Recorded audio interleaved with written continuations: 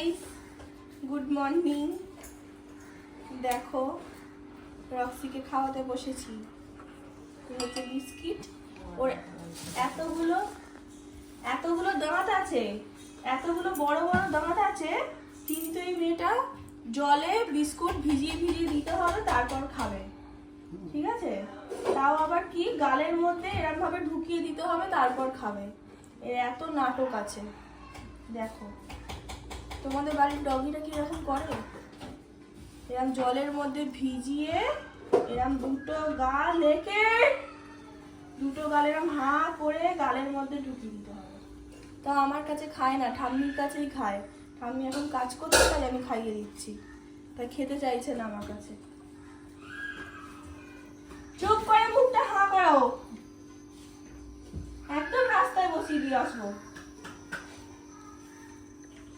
12টা বেজে গেছে, এখনো ব্রেকফাস্ট করেনি, বাজে মেয়ে কোথাকার।